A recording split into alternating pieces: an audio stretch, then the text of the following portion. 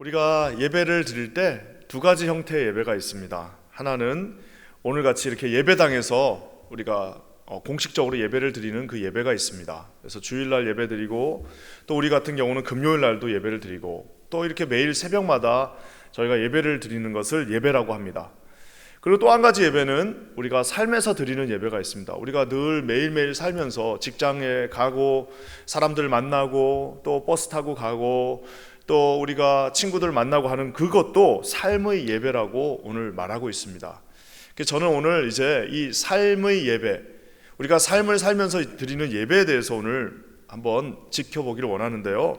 먼저 바울은 자기의 설교, 자기가 가르친 대로 잘 지켜줘서 고맙다라고 말하면서 시작을 하고 있습니다. 우리 2절 말씀 한번 다 같이 읽겠습니다. 2절입니다. 시작.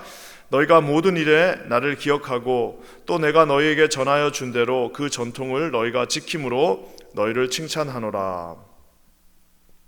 바울이 가르쳐 준 대로 그 고린도 교회 성도들이 잘 하고 있다라고 해서 이제 칭찬하고 있습니다. 우리가 잘 아는 것처럼 바울이 가르친 것은 이 자유와 하나님이 주시는 자유, 또 하나님이 주시는 그 거룩함이 공존되어 있다라는 것을 가르쳐 주었습니다. 그래서 교회가 들어간 곳에 우리가 지금까지 역사를 통해서 보는 것처럼 많은 인권들이 이제 성장되어지는 모습들을 봅니다. 우리가 바울의 가르침에서 노예들에 대해서도 같은 우리 하나님의 자녀가 된 사람이다라고 가르치고 있습니다. 이게 지금이야 뭐 그렇게 크지 않지만 그 당시로서는 아주 그냥 파격을 떠나서 거의 상상할 수 없는 일이었습니다. 노예들과 주인들이 함께 예배를 드립니다. 그러면서 뭐라고 하냐면은 너희 둘은 노예나 주인이나 하나님의 같은 자녀다라고 얘기하고 있는 겁니다. 그리고 아내들 또 여성들에 대해서도 존귀하게 여기라라고 얘기하고 있는 것을 봅니다.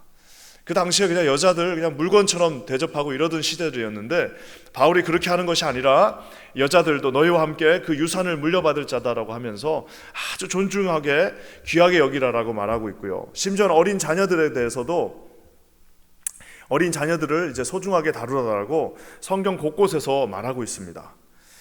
기독교의 사랑과 기독교의 진리가 실천되는 곳에 그래서 하나님께서 주시는 그 사람들에 대해서 소중하게 여기는 말 그대로 인권이라고 그러죠. 사람을 소중하게 여기는 그 마음들이 이제 일어나는 것을 보게 됩니다. 근데 이제 문제가 발생합니다. 그래서 이제 노예들한테도 그냥 너희들이나 주인이나 똑같다라고 마치 이야기한 것처럼, 그리고 여성들에게도 이제 뭐 다 자유롭게 니네 마음대로 하라라고 하는 것처럼 그렇게 말을 하게 되니 그것을 이해한 사람들이 이제는 그 절제함 없이 그 주신 자유를 가지고 막 방종하기 시작합니다. 우리가 여러분 이 자녀들을 키울 때도 보면요, 그 자녀들 이렇게 보면은 이렇게 부모의 그 아주 커다란 그 바운더리 안에서 그 부모의 권위 아래서 자유로운 자녀들이 있습니다. 아주 자유롭게 아주 그냥 자기 의견을 잘 표현하고 아주 그냥 당당하게 자라는데 그게 그냥 막 자라는 게 아니라 부모의 그 권위 아래서 부모가 이렇게 만들어준 그 바운더리 안에서 또 순종하면서 절제하면서 그 자유를 누리는 그런 자녀가 있는 반면에 어떤 참 안 좋은 어떤 이유로 부모님들이 그냥 어떻게 할까 절대로 그냥 그 뭐 손도 못 대게 하고 이래가지고 절제나 하나님 안에서의 그 컨트롤 없이 그냥 막 자란 자녀들도 있습니다. 여러분 그 두 가지는 커다란 차이가 있습니다. 그래서 절제하는 가운데서 자기의 힘을 마치 줌마가 힘을 쓸 때와 안 쓸 때를 가려가면서 같은 말이지만 훈련받은 말이 주인이 달려가라고 그럴 때는 어떤 말보다도 빨리 달려가지만 주인이 서라고 할 때는 딱 그 자리에서 멈출 수 있는 것처럼 그렇게 바운더리가 있이 자란 것과 그저 자기가 원하면 가고 자기가 싫으면 쓰고 하는 그런 훈련되지 않는 말처럼 오늘 이 자유에 대한 개념이 잘못 이해되어지니까 어떤 일들이 일어나냐면요, 절제함 없이 교회가 엉망이 되어버렸습니다. 노예들은 막 주인들을 무시하기 시작하고요, 여자 남자 구분 없이 그냥 음란함 가운데 가버리는 그런 고린도 교회의 안타까운 모습을 보면서 바울이 이 삶의 예배에서도 너희들이 반드시 지켜야 될 것들이 있다라고 오늘 말씀을 전하고 있습니다.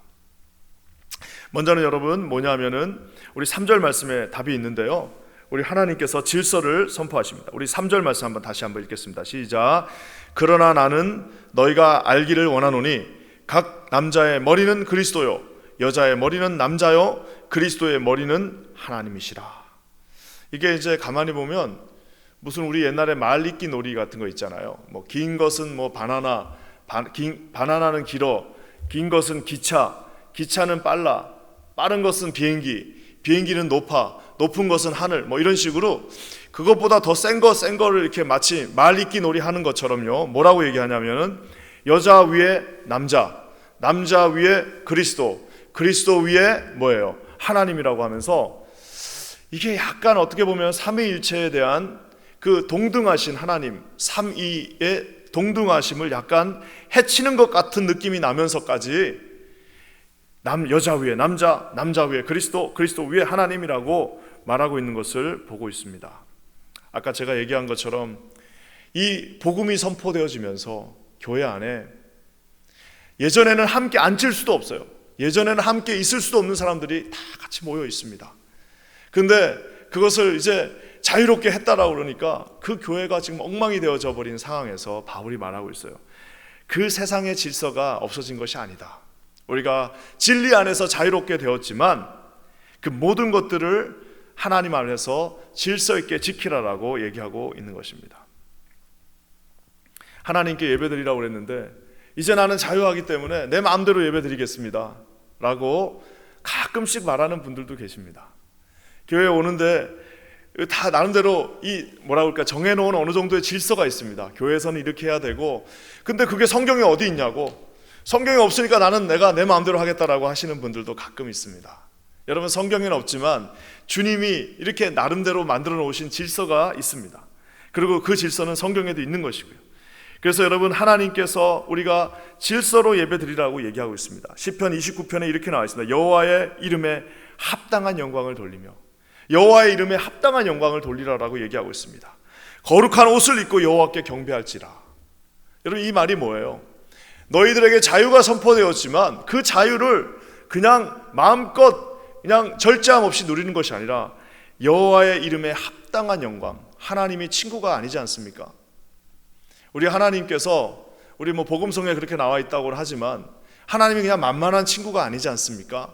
어떻게 하라고요? 합당한 영광을 그분에게 돌리라라고 얘기하고 있습니다. 그러면서 거룩한 옷을 입고 하나님을 경배하라라고 얘기하고 있습니다. 교회에서 뽑아놓은 질서자들이 있습니다. 권위자들이 있습니다. 교회에서 세운 임직자들이 있습니다. 거기에 대한 합당한 존경을 하라라고 오늘 말씀하고 있는 것입니다. 여러분, 만약에 교회에 있는 권위자들, 교회에서 하나님이 뽑은 사람들이 잘못했을 경우에는 그냥 여러분, 하나님께서 알아서 다 매를 치시게 되어 있습니다. 그거는 우리가 이래라 저래라 할 필요가 없습니다. 왜? 하나님이 뽑은 사람을 하나님이 그냥 가만히 놔두시겠습니까? 잘못하면 하나님이 직접 매를 들고 치십니다. 우리가 그거를 가지고 뭘 뒤집고 그럴 필요는 없습니다. 왜? 그것은 하나님께서 하실 일이기 때문입니다. 합당한 권위로, 합당한 권위자에게 질서 있게 대하라고 오늘 말하고 있습니다. 심지어 교회 연장자들도 계십니다. 연세가 많으신 분들 계시면 거기에 대한 합당한 예의를 갖추라라고 말하고 있는 겁니다. 교회 갔더니 그냥 엉망이다라는 소리를 듣는 것이 아니라, 야, 교회 갔더니 무슨 군대같이 그런 강압에 의한 질서는 아니지만 보이지는 않아요.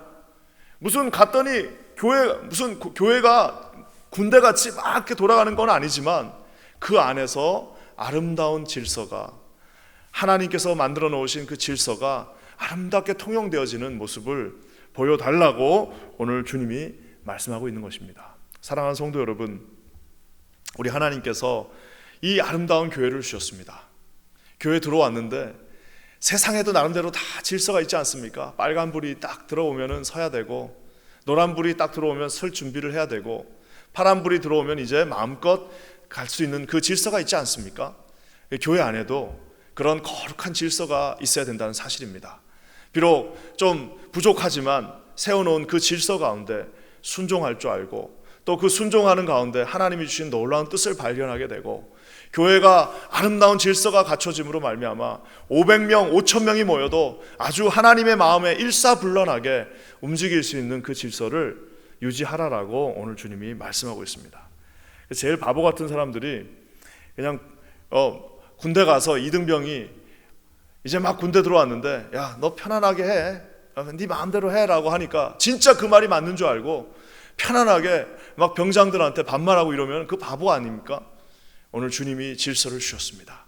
하지만 주님이 우리를 자유롭게 해주셨습니다. 그 자유를 누리시기 바랍니다. 하지만 주님이 주신 그 질서와 함께 누리시는 현명한 저와 여러분 되시기를 주님의 이름으로 간절히 축원합니다.